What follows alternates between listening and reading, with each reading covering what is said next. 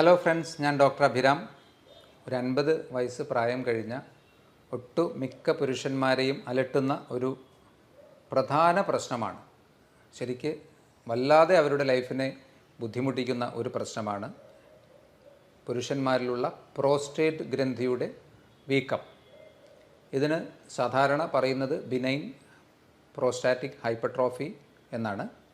അതായത് പ്രോസ്റ്റേറ്റ് ഗ്രന്ഥിയുടെ കുറച്ച് ക്രമാനുഗതമായ വളർച്ചയിലുള്ള ആധിക്യം, അതിൻ്റെ വലിപ്പം കൂടുകയാണ് ചെയ്യുന്നത്. സസ്തനികളായ എല്ലാ ജീവജാലങ്ങളിലും കാണുന്ന ഒരു ഗ്രന്ഥിയാണ് പ്രോസ്റ്റേറ്റ്. ഇത് ഏകദേശം ഒരു 15 മുതൽ 17 ഗ്രാം, അത്ര ചെറിയൊരു ഗ്രന്ഥിയാണ്. നമ്മുടെ മലാശയത്തിൻ്റെ തൊട്ട് മുൻപിലായുള്ള യൂറിനറി ബ്ലാഡർ അഥവാ മൂത്രസഞ്ചിയുടെ താഴെ സ്ഥിതി ചെയ്യുന്ന ഒരു ഗ്രന്ഥിയാണ്, 2 വശങ്ങളിലായിട്ട്. അതുകൊണ്ട് തന്നെയാണ് ഏറ്റവും കൂടുതൽ പ്രോസ്റ്റേറ്റ് ഗ്രന്ഥിയുടെ വീക്കവുമായിട്ട് മൂത്രസംബന്ധമായ പ്രശ്നങ്ങൾ ഉണ്ടാകുന്നത്. ഇതിൻ്റെ ഫങ്ഷൻ ശരിക്കും പറഞ്ഞാൽ ഇത് നമ്മുടെ ബീജ ഉൽപ്പാദനത്തിലൊക്കെ സഹായിക്കുന്ന ഒരു ഗ്രന്ഥിയാണ്. സെമിനൽ വെസിക്കിൾസുമായി ചേർന്ന് പ്രവർത്തിക്കുന്ന ഒരു ഗ്രന്ഥിയാണ്. ലക്ഷണങ്ങളായിട്ട് പലർക്കും ഇതിനെപ്പറ്റി കൃത്യമായ ധാരണയില്ല ഈ മൂത്രസംബന്ധമായ പ്രശ്നങ്ങൾ പറയുമ്പോൾ. പക്ഷേ കുറച്ച് കഴിയുമ്പോഴേക്കും അവർക്കൊരു ധാരണയാകും. കാരണം ഒരു 50 വയസ്സ് കഴിഞ്ഞ ഒരു വ്യക്തി ഡോക്ടറെ സമീപിച്ച് മൂത്ര തടസ്സത്തെക്കുറിച്ചോ അല്ലെങ്കിൽ അതിലുള്ള ബുദ്ധിമുട്ടുകളെക്കുറിച്ച് പറയുമ്പോൾ പെട്ടെന്ന് തന്നെ ഡോക്ടർ ഒരു സജഷൻ പറയുമല്ലോ, പ്രോസ്റ്റേറ്റ് ഗ്രന്ഥിയുടെ വീക്കമാവാനാണ് സാധ്യത. അപ്പോൾ അതിൽ നിന്ന് അവർക്ക് പെട്ടെന്ന് ആ ഒരു കാര്യം പിടികിട്ടും. പ്രശ്നമായിട്ടുള്ള മെയിനായിട്ട് വരുന്ന ലക്ഷണങ്ങൾ, അടിക്കടി മൂത്രമൊഴിക്കാനുള്ള ഒരു ടെൻഡൻസിയാണ്. ഈ ഒരു മെക്കാനിസം എങ്ങനെയാണെന്നാൽ, നമ്മുടെ യൂറിനറി ബ്ലാഡറിൻ്റെ താഴത്തെ ഭാഗം കഴിഞ്ഞ് അതിൻ്റെ ഉള്ളിൽ നിന്ന് പുറത്തേക്ക് മൂത്രനാളി, അതായത് പുരുഷന്മാർക്ക് പുറത്തേക്കുള്ള മൂത്രനാളി, അത് തുടങ്ങുന്നത് ഭാഗത്താണ് ഈ ഒരു ഗ്രന്ഥി വരുന്നത്. അതുകൊണ്ട് തന്നെ ഈ ഒരു ഗ്രന്ഥിയുടെ വീക്കം എപ്പോഴും പ്രഷർ സിംറ്റംസ് ഉണ്ടാക്കുന്നു. അപ്പോൾ കുറച്ച് ബ്ലാഡറിൽ മൂത്രമാവുമ്പോഴേക്കും ഈ ഒരു പ്രഷർ എഫക്റ്റ് കാരണം നമുക്ക് മോർ ഓഫ് ഒരു ഫുള്ളായിട്ടുള്ളൊരു ഫീലിംഗ് വരും, മൂത്രമൊഴിക്കണം തോന്നും. പക്ഷേ മൂത്രമൊഴിച്ചാൽ പൂർണ്ണമായി ഒഴിഞ്ഞു പോവുകയില്ല. അപ്പോൾ അടിക്കടി മൂത്രമൊഴിക്കാനുള്ളൊരു ടെൻഡൻസിയാണ്. അത് തന്നെ രാത്രി കാലങ്ങളിൽ ഉറക്കത്തെ നല്ലതുപോലെ ഡിസ്റ്റർബ് ചെയ്യുന്ന രീതിയിൽ 3-4 തവണയൊക്കെ എഴുന്നേറ്റ് മൂത്രമൊഴിക്കേണ്ട ഒരു അവസ്ഥ ഉണ്ടാകാം. ഓരോ പ്രാവശ്യം മൂത്രം ഒഴിക്കുമ്പോഴും അത് കംപ്ലീറ്റ് ആവാത്തത് കൊണ്ടാവാം പലപ്പോഴും വീണ്ടും കുറച്ച് കഴിയുമ്പോൾ വീണ്ടും ഫുള്ളായൊരു ഫീൽ, വീണ്ടും ഒഴിക്കണമെന്ന് തോന്നും. അതിൻ്റെ കൂടെ ഈ സ്ട്രീം തിന്നാവും, അതായത് പുറത്തേക്ക് പോകുന്ന മൂത്രത്തിൻ്റെ സ്ട്രീം കനം കുറയുക, സ്പ്ലിറ്റാവുക, 2 ഭാഗങ്ങളായി സ്പ്ലിറ്റായി മൂത്രം പോകാനുള്ള സാധ്യത. മൂത്രം ഒഴിച്ചു കഴിഞ്ഞാലും പിന്നെയും ചില ഡ്രോപ്പുകൾ ബാക്കിയായി ഡ്രസ്സിലൊക്കെ ആവാനുള്ളൊരു സാധ്യത. അതുപോലെ മൂത്രം ഒഴിക്കാൻ ഇരുന്ന് കഴിഞ്ഞാൽ മൂത്രം പുറത്തേക്ക് വരണമെങ്കിൽ തന്നെ നമുക്ക് കുറച്ച് വെയിറ്റ് ചെയ്യേണ്ടി വരും. മേ ബി കുറച്ച് സെക്കൻഡ്സൊക്കെ വെയിറ്റ് ചെയ്ത് കഴിഞ്ഞാൽ ആ ഒരു പ്രഷർ റിലീസായിട്ട് മൂത്രം പുറത്തേക്ക് വരുള്ളൂ.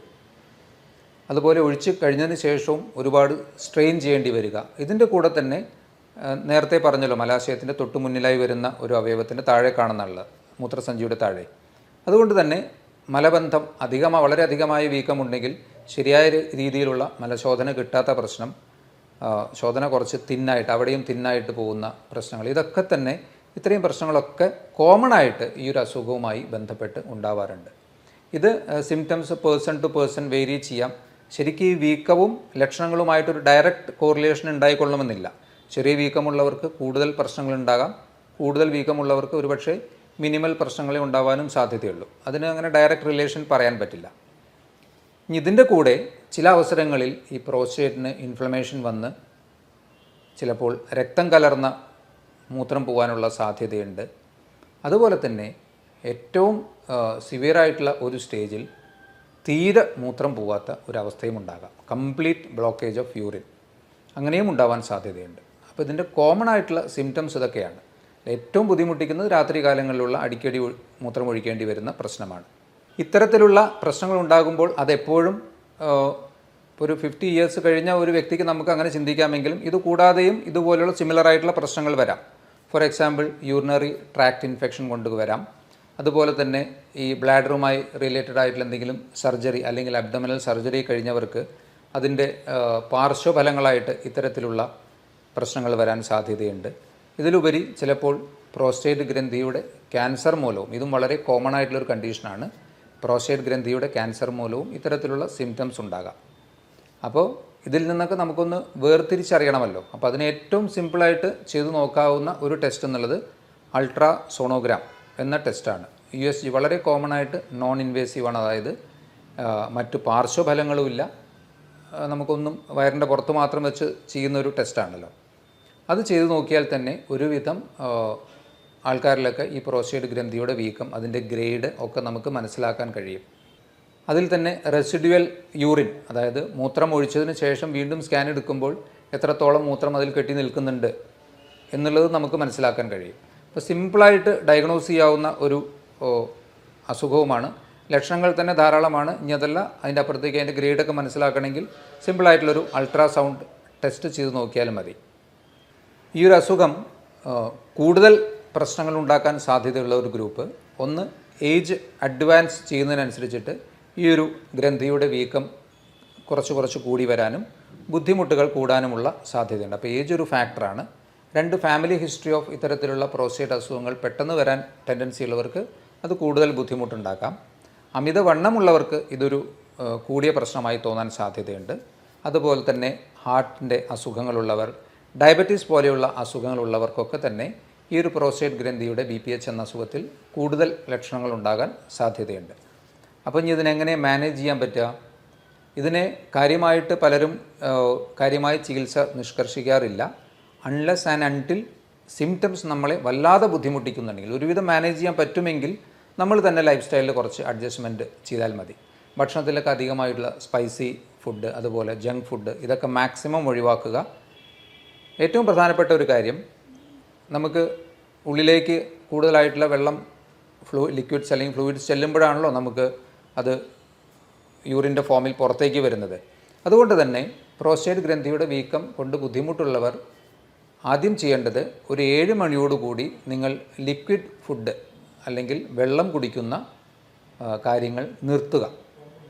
അപ്പോൾ ഏകദേശം നിങ്ങളൊരു 7 മണിക്ക് ശേഷം ഒരു 9 മണി അല്ലെങ്കിൽ 10 മണിക്ക് കിടക്കുന്ന ഒരാളാകുമ്പോൾ 1-2 തവണ ഒരു അത്യാവശ്യം അതിൽ നിന്ന് ഫോം ചെയ്ത യൂറിൻ ഒഴിച്ചു പോയി കഴിഞ്ഞാൽ പിന്നെ രാത്രിയിൽ അത്ര ബുദ്ധിമുട്ടുകൾ ഉണ്ടാകാൻ സാധ്യതയില്ല. അപ്പോൾ ആദ്യം ചെയ്യേണ്ടത് അതാണ്. അതുവരെ നിങ്ങൾക്ക് നല്ലതുപോലെ വെള്ളം കുടിക്കാം. കാരണം ഏറ്റവും പ്രശ്നം ഇതിൽ ഉറക്കം നഷ്ടപ്പെടുക എന്നുള്ളത് തന്നെയാണല്ലോ. അപ്പോൾ 7 മണിയോടുകൂടി വെള്ളം അധികമായി കുടിക്കുന്ന ശീലമുണ്ടെങ്കിൽ അത് നിർത്തുക. പിന്നെ ഞാൻ ഈ പറഞ്ഞ ഭക്ഷണക്രമം സ്വീകരിക്കുക. വ്യായാമം ഇതിന് തീർച്ചയായിട്ടും നല്ല രീതിയിൽ ഹെൽപ്പ് ചെയ്യുന്നതാണ്. നിങ്ങൾ സാധാരണ സ്വിമ്മിങ്, ജോഗിങ്, അല്ലെങ്കിൽ സാധാരണ നടത്തം, നിങ്ങളുടെ നോർമൽ ഓപ്റ്റിമൽ വെയ്റ്റ് മെയിൻറ്റെയിൻ ചെയ്യുന്നതിലേക്ക് വേണ്ടിയും ഈ ഒരു അസുഖവുമായി റിലേറ്റഡ് ആയിട്ടും കൃത്യമായ വ്യായാമം ഒരു പരിധിവരെ ഇതിൻ്റെ എക്സസീവ് സിംറ്റംസ്, അതായത് കൂടുതൽ ബുദ്ധിമുട്ടുകൾ ഒഴിവാക്കും. അതിൽ തന്നെ കെഗൽസ് എക്സസൈസ്, ഇപ്പോൾ നിങ്ങൾക്ക് യൂട്യൂബിലൊക്കെ നോക്കിയാൽ പെട്ടെന്ന് അവൈലബിൾ ആവുന്ന ഒരു മെത്തേഡാണ്. അപ്പോൾ അത് നോക്കിയിട്ട് കെഗൽ എക്സസൈസ് പൊതുവെ പെൽവിക് മസിൽസിനെയൊക്കെ ഒന്ന് സ്ട്രെങ്തൻ ചെയ്യാൻ വേണ്ടിയിട്ട് ഉപയോഗിക്കാവുന്നതാണ്. അപ്പോൾ കെഗൽസ് എക്സസൈസ് പ്രാക്ടീസ് ചെയ്യും. അതുപോലെ തന്നെ യോഗയിൽ ഇതിനെ സഹായിക്കുന്ന ചില എക്സസൈസ് പോസ്ചേഴ്സ് ഉണ്ട്. ഇതൊക്കെ തീർച്ചയായിട്ടും ഈ ഒരു ബുദ്ധിമുട്ടുണ്ടെങ്കിൽ അത് ഒന്ന് പ്രാക്ടീസ് ചെയ്യുന്നത് നല്ലതായിരിക്കാം. കാരണം BPH എന്നുള്ളത് ഇൻവേരിയബിളി ഒരു 50ക്ക് ശേഷം എപ്പോൾ വേണമെങ്കിലും, 50ക്ക് മുന്നേ ഇപ്പോൾ പലപ്പോഴും കാണാറുണ്ട്, ഏതൊരവസരത്തിലും ചെറുതായിട്ട് തുടങ്ങി നല്ല സിവിയർ ആവാൻ സാധ്യതയുള്ള ഒരു അസുഖമാണ്. അതുകൊണ്ട് തന്നെ അതിനെ വരാതിരിക്കുക എന്നുള്ളതിനേക്കാളും വന്നതിനെ കൂടാതെ മാനേജ് ചെയ്ത് പോകുന്നതായിരിക്കാം നന്നാവുക ഈ ഒരു അസുഖത്തിൽ. എന്നുവെച്ചാൽ ഈ ഞാൻ പറഞ്ഞല്ലോ, മാമൽസ് ആയിട്ടുള്ള എല്ലാ ജീവികൾക്കും ഈ ഒരു ഗ്രന്ഥിയും അതുമായി ബന്ധപ്പെട്ട ഈ ഒരു പ്രശ്നങ്ങൾ നമുക്കാണത് കാര്യമായിട്ട് മനസ്സിലാവുന്നത്, ഉണ്ടാകാൻ സാധ്യതയുണ്ട്. അപ്പം അതുകൊണ്ട് അതിന് നല്ല രീതിയിൽ മാനേജ് ചെയ്ത് പോവുക. ഇത്രയും കാര്യങ്ങൾ ചെയ്തു കഴിഞ്ഞാൽ അതിൻ്റെ ആ ഒരു നമുക്ക് മെഡിസിൻ കഴിക്കേണ്ട അവസ്ഥയിലേക്കൊന്നും പലപ്പോഴും പോകേണ്ടി വരില്ല. ഇനി പലപ്പോഴും പ്രോസ്റ്റേറ്റ് ഗ്രന്ഥിയുടെ അമിതമായ ലക്ഷണങ്ങൾ കാണിക്കുകയാണെങ്കിൽ നിങ്ങൾ തീർച്ചയായിട്ടും അൾട്രാസൗണ്ട് ചെയ്ത് നോക്കണം. കാരണം അപൂർവമായി പ്രോസ്റ്റേറ്റ് ക്യാൻസറൊക്കെ ആണെങ്കിൽ നമുക്കത് കണ്ടുപിടിക്കപ്പെടാതെ പോകാനും പാടില്ലല്ലോ.